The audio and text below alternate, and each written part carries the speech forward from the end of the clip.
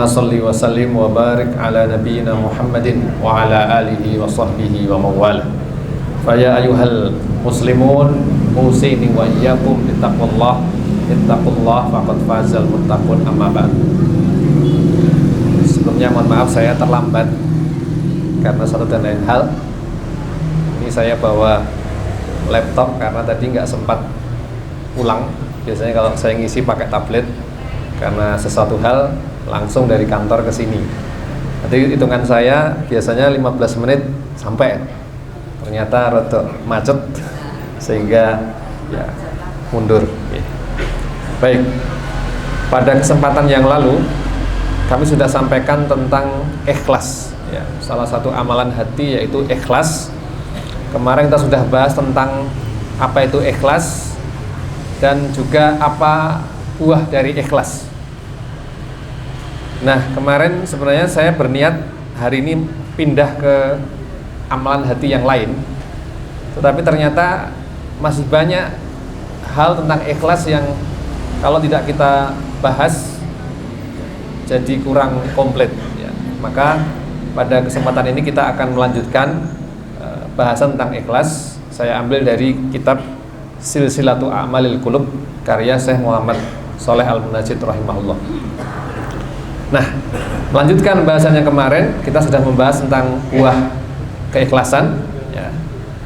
Nah, pada kesempatan ini kita akan masuk ke bahasan selanjutnya, yaitu tentang kerugian ketika seorang itu tidak ikhlas ya.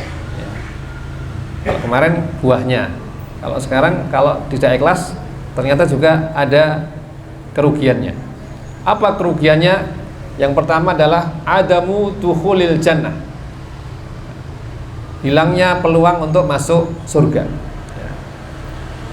Nabi bersabda dari sebuah hadis dari Abu Hurairah radhiyallahu anhu, man ta'allama ilman, barang siapa mempelajari ilmu, mimma yubtagha bihi wajhullah, yang seharusnya itu diniatkan dengan mempelajari itu keridhaan Allah Subhanahu wa taala, la yata'allamuhu illa liyusiba bihi aradam minad dunya, dia tidak mempelajarinya kecuali karena pengen mendapatkan keuntungan dunia. Lam yajid arfal jannata yaumal qiyamah ya, maka dia tidak mendapatkan ya, wanginya surga pada hari kiamat ya. Jangankan masuk surga, wanginya saja tidak dapat ya. Ini hadis riwayat Abu Dawud ya, dan Ibnu Majah ya. Kemudian yang kedua, kerugian ketika seorang tidak ikhlas, yaitu dukhulun nari yaumal qiyamah. Besok dia pada hari kiamat akan dimasukkan ke dalam neraka. Ini sebenarnya hadisnya sudah saya sampaikan di pertemuan yang pertama, yaitu tentang 3 orang yang mula-mula dihisab di hari kiamat. Yang pertama orang yang mati syahid, orang yang dermawan, dan orang yang alim. Masih kemutan nggih? Nah, tapi karena mereka ternyata niatnya bukan karena Allah, meskipun mereka mengatakan karena Allah, ternyata mereka kemudian diseret wajahnya, kemudian dimasukkan ke dalam api neraka. Nah, di sini diceritakan bagaimana Abu Hurairah, kemarin sudah kami sampaikan, Abu Hurairah itu setiap kali menyampaikan hadis ini itu pingsan. Nah, disebutkan dalam riwayatnya, pingsannya itu sampai 3 kali. Jadi ditanya ketika mau menyampaikan, Nabi dulu pernah bersabda dan yang mendengar hanya saya, tidak ada orang lain. Beliau bersabda, pingsan. Terus habis itu dibangunkan lagi, terus beliau menenangkan diri, ngomong lagi, yang mendengar hadis ini hanya saya, tidak ada yang lain. Lalu beliau mengatakan, bersabda Rasulullah, tahu-tahu pingsan sampai 3 kali ya, akhirnya beliau bisa menyampaikan hadis ini secara utuh. Nah, kemudian disebutkan dalam riwayat yang lain ya, dari Abu Hurairah juga, ya. Setelah selesai bersabda tadi bahwa nanti ketiganya masuk neraka, diseret wajahnya masuk neraka, lalu Rasulullah ini apa? Tsumma daraba Rasulullah sallallahu alaihi wasallam ala rukbati. Kemudian beliau menepuk Abu Hurairah, ya. Ya Aba Hurairah, ya. Wahai Abu Hurairah, ulaika, mereka itu tadi orang yang mati syahid, orang yang dermawan, orang yang berilmu. As-salasatu awwalu khalqillahi tusa'aru bihimun naru yaumal qiyamah, ya.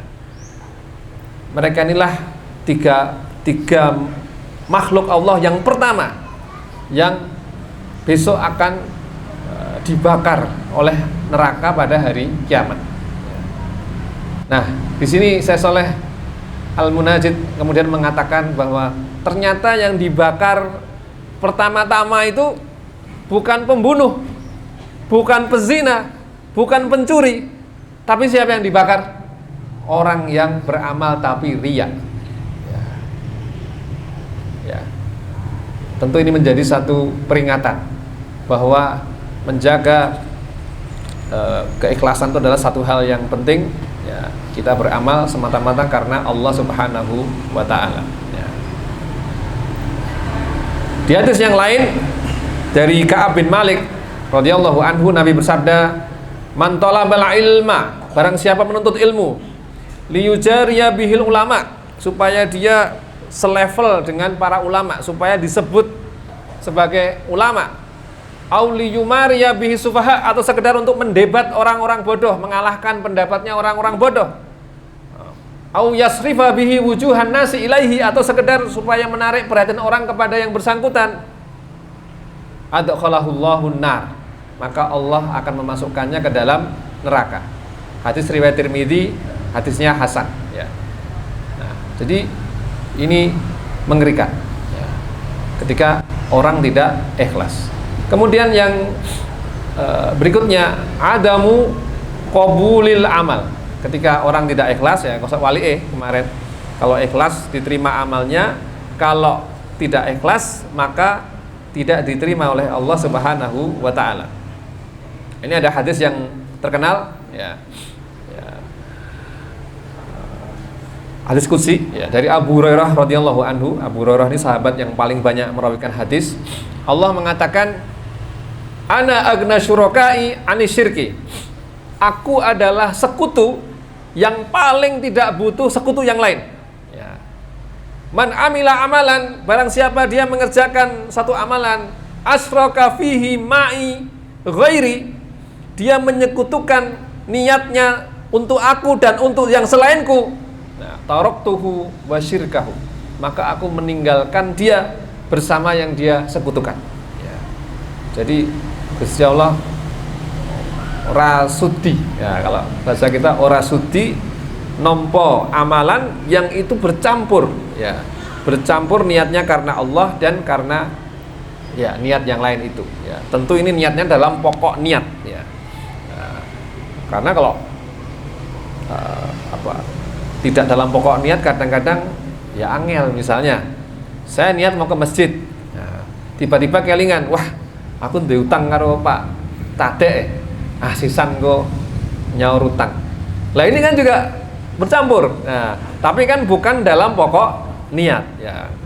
Nah, jadi tetap mau biasanya yang masjid kan. Nah, teman sisan gitu. Nah, ini bukan yang seperti ini. Jadi yang bercampurnya itu ketika meniat utama untuk melakukan amalan, ya. Baik, kemudian yang berikutnya di antara bahaya ketika seorang tidak ikhlas adalah hilangnya pahala. Nah, maka dalam surat Furqan dikatakan, wa qadimna ila ma amilu min amalin faja'alnahu haba'an mansura, ya.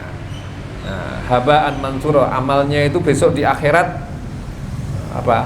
seperti debu yang berterbangan, tidak ada nilainya, ya. Kenapa? Karena tidak ikhlas, ya, atau karena dia tidak beriman kepada Allah Subhanahu wa Ta'ala, dia kafir, ya. Maka sebaik apapun, sebanyak apapun amalnya, kalau kafir maka tidak ada nilainya di hadapan Allah Subhanahu wa taala.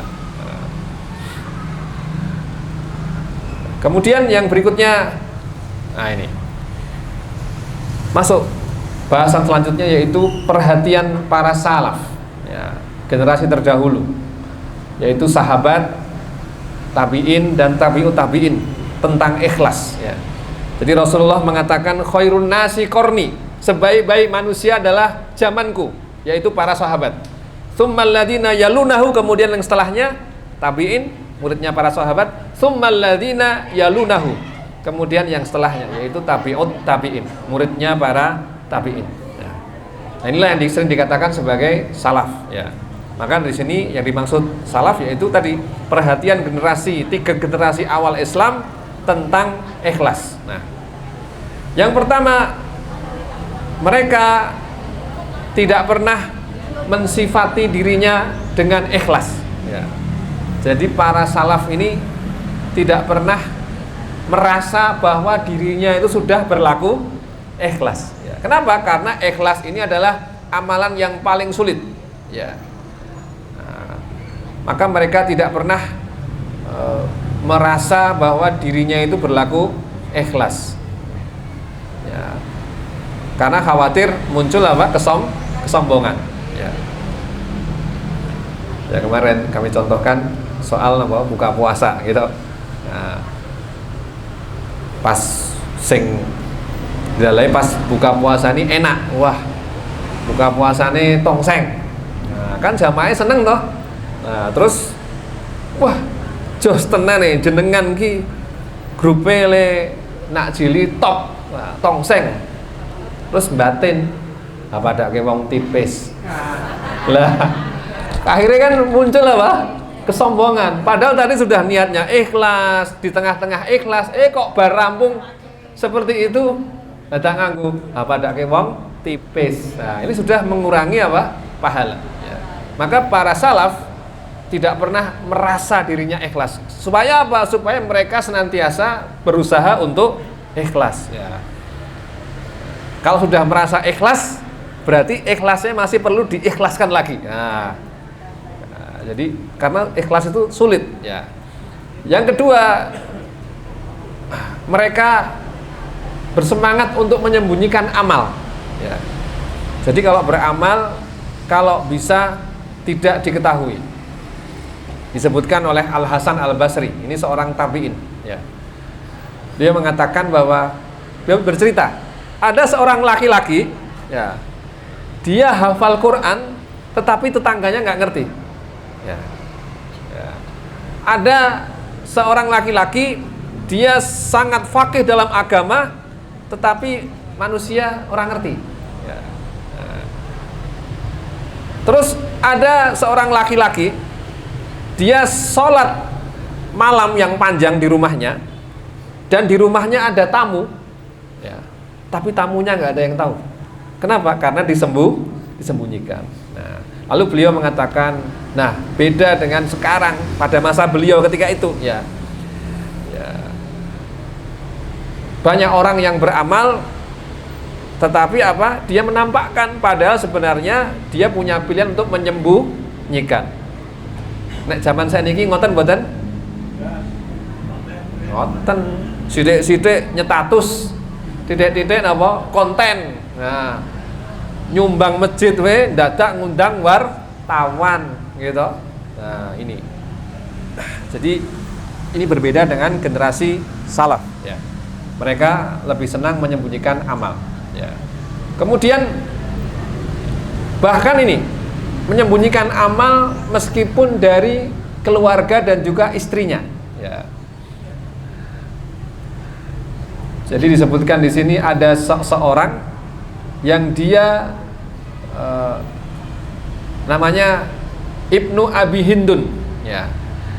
Ibnu Abi Hindun ini disebutkan dia ini poso Dawud, sedino poso sedino boten, selama 40 tahun dan istrinya nggak tahu. Kok bisa? Lah kan dia kalau siang dikasih jatah makan. Nah, jatah makannya diam-diam diinfakkan. Jadi dia pas dikasih jatah makan, dia keluar terus jatah makan tadi dibagi kepada orang yang ditemui di jalan.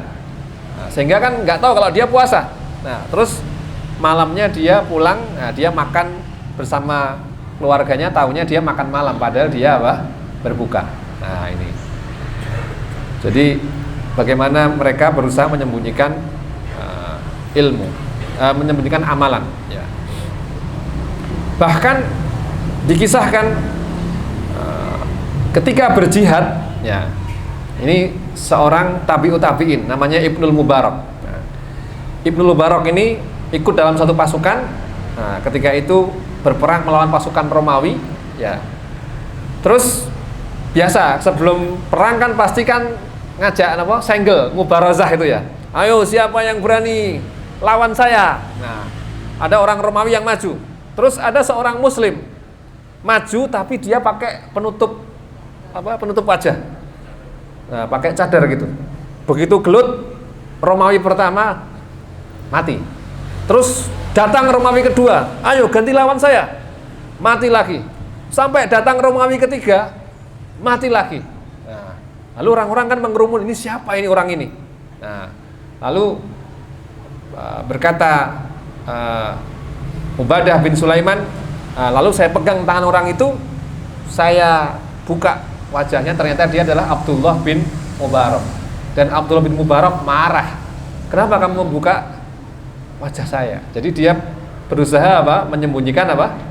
Amal. Ya, karena tadi dia mungkin ingat dengan hadis Abu Hurairah, ada orang yang berjihad tapi malah masuk neraka karena niatnya tidak karena Allah. Maka demi menjaga niatnya dia tutupi apa? Wajahnya supaya tidak dikenal oleh orang lain. Nah, kemudian yang berikutnya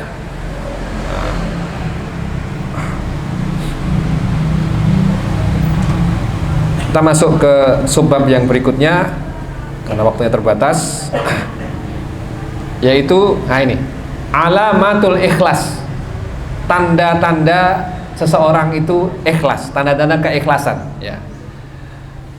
Nah, kita bisa berkaca kira-kira tanda-tandane iki ana apa ora ning awake dhewe. Nek ana, alhamdulillah, berarti sudah hitep-hitep, ya, mungkin kita sudah mengarah ke ikhlas. Tidak boleh merasa ikhlas tadi, ya. Ya, sudah dekat dengan ikhlasnya. Tapi kalau belum ada, ya berarti niatnya masih perlu diperbaiki, ya. Yang pertama, alamatul ikhlas, yang pertama adalah adamu hubbis syuhrah, ya. Syuhrah itu terkenal, ya. Jadi tidak ada niatan, keinginan untuk terkenal, ya. Jadi kalau ada orang poso, ada orang nyumbang masjid, ada orang apalagi maca Quran kok niatnya pengen terkenal, nah ini berarti niatnya belum ikhlas, ya. Dan ini sekali lagi di era sekarang, di era internet ini sangat menantang, ya. Karena kadang-kadang ya haliane ngono ya mas, haliane ngono, ya. Ya nggak usah melu-melu, ya, kita membiasakan yang benar, jangan membenarkan yang biasa, ya. Ya. Aku liane ganjarane sangit, jenengan yo pengen melu sangit, nah, mboten to nggih. Nah, jadi jangan ikut yang biasa, ya. Kemudian yang kedua, adamu hubbil madhi wasana. Jadi tidak ada keinginan untuk mendapatkan pujian, ya, mencari pujian dan sanjungan, ya. Tadi di alam, terus GR, aku kok padakno awakmu. Nah, ini berarti muncul kesombongan, ya. Jadi pokoknya kalau beramal itu wis niatnya nggo Gusti Allah, ya, tidak usah peduli orang lain, ya. Asal yang kita lakukan benar, asal yang kita lakukan sesuai dengan Al-Quran dan Sunnah, ya, mau disengiti, mau dimusuhi, ya ora apa-apa. Karena apa? Kalau kita itu mengikuti pendapat orang, maka kita akan tersesat dari jalan kebenaran. Allah mengatakan, wa in tuti aktsara man fil ardi, kalau kamu mengikuti kebanyakan orang di muka bumi, yudilluka an sabilillah. Nah, maka kalian akan tersesat dari jalan Allah. Ya. Jadi kalau kita ingat kisahnya Rasulullah Sallallahu Alaihi Wasallam, Rasulullah itu naik ke Bukit Sofa, ya. Lalu mengatakan, hei orang-orang, kalau saya bilang di belakang bukit ini ada pasukan yang mau menyerang kalian, ngandel rakue. Orang-orang mengatakan, ngandel, kamu ini orang yang terpercaya, kamu ini al-amin, ora tau goroh.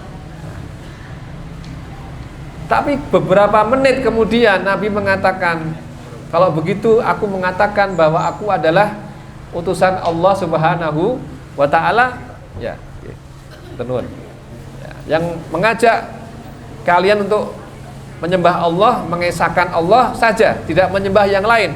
Nah, apa yang terjadi? Tiba-tiba Rasulullah yang tadinya semenit yang lalu adalah orang yang sangat dipercaya, tiba-tiba menjadi orang yang sangat dimusuhi, ya, menjadi common public enemy. Kenapa? Karena orang-orang Quraisy ketika itu mereka adalah penyembah berhala.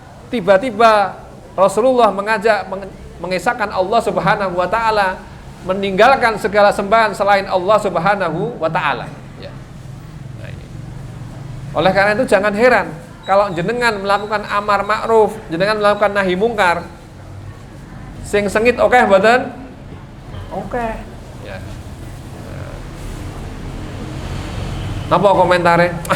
Rasa ngurusi wong liya, wis ngurusi dhewe-dhewe. Kok dadak ngurusi wong liya barang.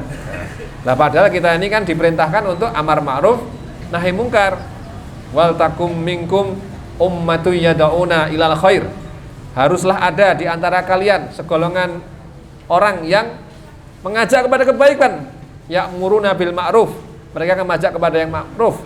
Wa tanhauna wa yanhauna 'anil munkar, dan dia mencegah dari perbuatan yang mungkar. Ila akhiri ayat, ya. Nah. Kemudian ciri yang ketiga, tanda keikhlasan adalah alhamasul lil amali liddin, ya.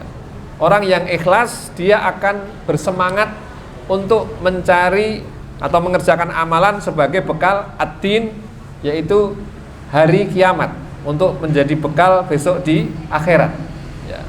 Karena ada ungkapan ad-dunya mazra'atul akhirah, dunia ini adalah ladangnya akhirat. Kalau pengen dapat ganjaran yang banyak di akhirat, maka selama di dunia mumpung masih punya masih punya nafas, maka mari kita sibukkan diri kita dengan kebaikan, ya.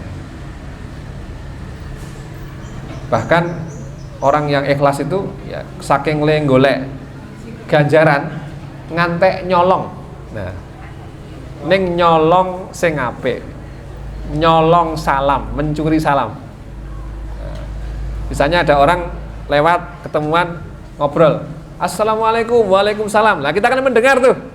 Nah, kita juga menjawab waalaikumsalam, waalaikumsalam. Itu namanya mencuri salam. Salamnya bukan buat kita, tapi kita ikut menjawab. Ini termasuk mencuri yang baik, ya. Kenapa begitu? Golek ganjaran, ya. Nah. Kemudian yang keempat, orang yang ikhlas itu adalah al-mubadiratu lil amali wahtisabul ajri, ya. Orang yang ikhlas itu dia akan menyegerakan untuk beramal dengan mengharapkan pahala dari Allah Subhanahu wa Ta'ala. Jadi kalau ada kerentek untuk melakukan suatu amalan, rasa ditunda-tunda, segera tunaikan, ya.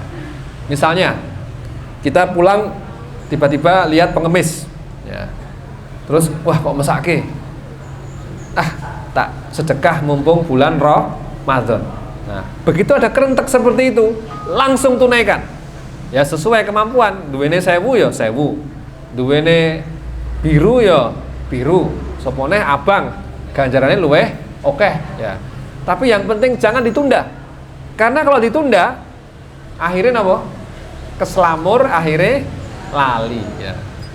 Nah, ini. Jadi begitu ada kerentek kebaikan, segera kerjakan. Ini ciri orang yang ikhlas ya. Kemudian yang kelima, as-sabru wat tahammulu wa adamu tasyaqi ya. Orang yang ikhlas itu dia sabar, tahammul itu apa? Daya tahan ya, endurance ya.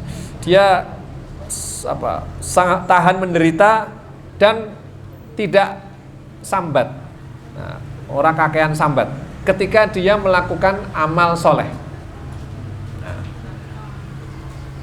Kalau orang yang narget misalnya satu hari harus khatam 1 juz ya. Wah kula pun entuk. Soalnya mesti darus. Nek darus katame korting. Soalnya karo ngobrol karo mangan pacitan barang. Nah, tapi nek sing pengen khatam dhewe ya. Itu kan mungkin bar tarweh dhek ngaji kan ngantuk nggih. Ngantuk-ngantuk. Ya ini harus sabar. Harus punya tadi semangat, punya daya tahan untuk melakukan ketaatan ya. Apalagi kita tahu besok di hari kiamat Al-Quran ini akan memberikan apa? Syafaat. Puasa dan Al-Quran akan memberikan syafaat kepada ahli puasa dan juga ahli Quran. Quran akan mengatakan, ya Allah, orang ini dulu di dunia dia sudah ngantuk tapi dia bela-belain membaca saya. Maka sekarang ketika timbangan amalnya kurang ya, syafaat itu kan diperlukan ketika timbangan amal kita apa? Kurang ya. Maka saya berikan syafaat. Maka Allah pun mengizinkan Al-Quran memberikan apa? Syafaat. Nah, jadi harus punya kesabaran ya. Misalnya, wah neng kantor konco-koncoku do korupsi, wah aku kok ora dhewe. Nyatane do korupsi ora konangan nih, duitnya ya oke. Nah, misalnya ya, ya tapi harus sabar. Kenapa?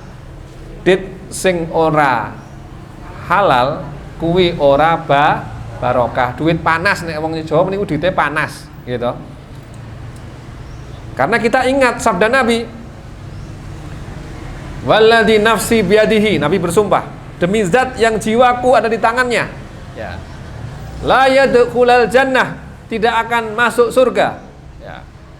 Lahmun wadamun, daging dan darah, nabata sukhtin, yang dia tumbuh dari barang yang haram, fannaru aulabi, maka neraka lebih pantas untuknya. Maka banyak orang yang makan dit panas ngoten niku napa? Letra suwe anake narkoba. Soalnya apa? Ya anake dipakani nganggo barang sing haram. Ya. Letra suwe congkrah karo bojone pegatan. Kenapa? Karena tidak barokah. Nah, kita bersabar, kono kowe korupsi ora apa-apa kono, yang penting aku ora. Nah, karena dia ikhlas mengharapkan pahala yang dari Allah Subhanahu wa taala, ya. Itu baru dunia wis ora berkah, sok ning akhirat apalagi, ya. Kemudian yang ke-6, al-hirsu ala ikhfa'il amali, adanya semangat untuk menyembunyikan amal. Nah, tadi, ya. Jadi nek iso disembunyikan, sebaiknya disembunyikan. Ya. Misalnya jenengan saniki modelnya nek infak kan ngangge transfer nggih. Transfer. Nah, atau pakai QRIS. Terus scan konfirmasi kan kon WA. Nah.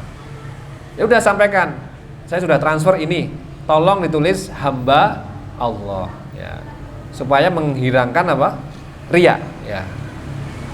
Nah, cuma nek nyumbang manten sebaiknya ditulis.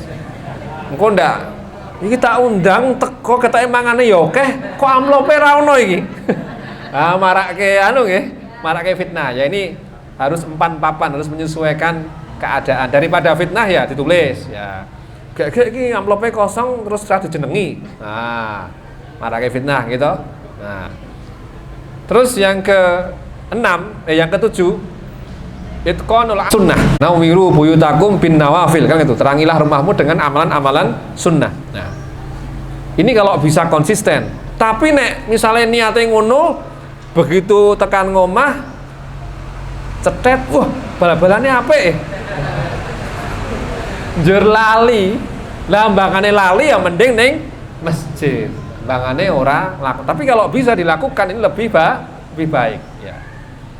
Nah, terus yang terakhir ayyakuna amalus sirru akbaru min amalil alaniyah. Nah, ini orang yang ikhlas, maka amalan-amalan yang tidak nampaknya akan lebih banyak dibandingkan amalan yang dinampakkan. Ya. Masih kurang 3 menit lagi ya.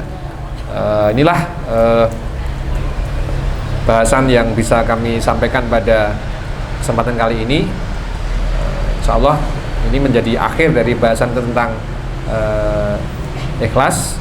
Besok kita akan masuk di bahasan yang berikutnya. Baiklah, mari kita akhiri majelis kita dengan berdoa, karena ini adalah waktu yang mustajab untuk berdoa.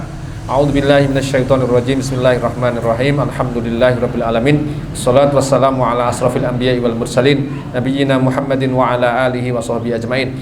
Allahumma ighfir lil muslimina wal muslimat wal mu'minina wal mu'minat al ahya'i minhum wal amwat innaka sami'un qaribun mujibud da'wat ya qadiyal hajat. Allahumma arinal haqqa haqqan warzuqna ittiba'ah warinal batila batila warzuqna ijtinabah. Allahumma ja'al kulla amalina sholiha waj'al liwajhika khalisa wa la taj'al li ahadin syai'a.